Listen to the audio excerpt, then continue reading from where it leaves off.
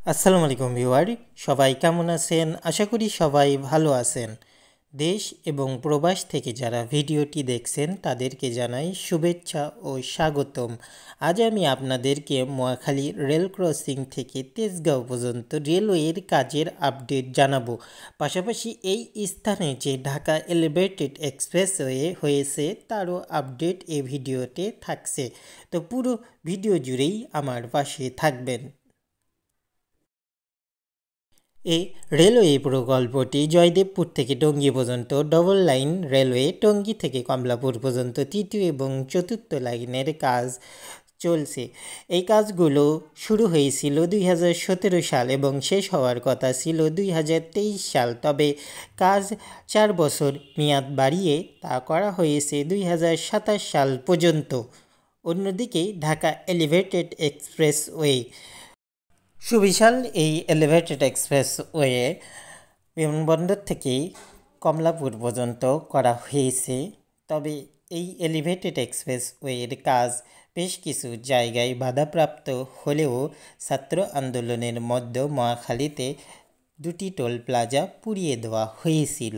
এই দুটি toll plaza পুড়িয়ে দেওয়ার পরে বর্তমান সময়েও এই টোল প্লাজাগুলো ঠিক করা হয়নি, যার কারণে আপনারা দেখতে পাচ্ছেন যে মহাখালীতে টোল প্লাজায় টোল নেওয়া কিন্তু বন্ধ।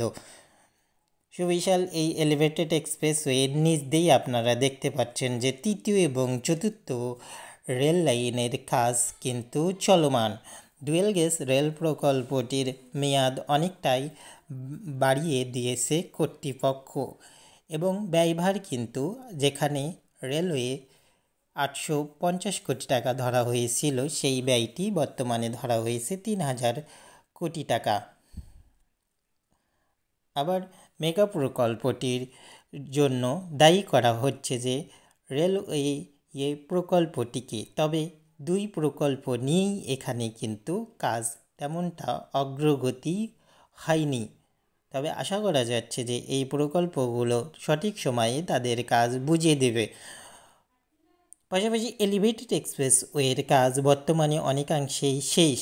এই এলিভেটেড এক্সপ্রেসওয়ে আপনারা দেখবেন যে অনেকাংশেই দৃশ্যমান হয়েছে। মহাখালী থেকে তেজগাঁও রেলওয়ে স্টেশন পর্যন্ত চলে এসেছি। এখানে লক্ষ্য করলাম যে তৃতীয় এবং চতুর্থ লাইনের যে ডুয়েল গেজ প্রকল্পটি রয়েছে তা অনেকাংশেই দৃশ্যমান হলেও তেজগাঁও রেলওয়ে স্টেশনে কোনো উন্নতিই চোখে পড়েনি। এই প্রকল্পের কাজ যদি সঠিক ঠিকাদার প্রতিষ্ঠানকে তারা দিত তাহলে অবশ্যই এই প্রকল্প মেয়াদের আগেই শেষ হয়ে যেত। আপনারা দেখতে পাচ্ছেন যে তেজগাঁও রেলওয়ে স্টেশনে বর্তমানে আমি অবস্থান করছি। এখান থেকে আবার এলিভেটেড এক্সপ্রেসওয়ের উড়াল সেতুর র্যামগুলো অনেকটাই কিন্তু বেঁকে গিয়ে অন্য জায়গায় স্থানান্তরিত হয়েছে, সেটাই আপনাদেরকে আমি দেখাবো।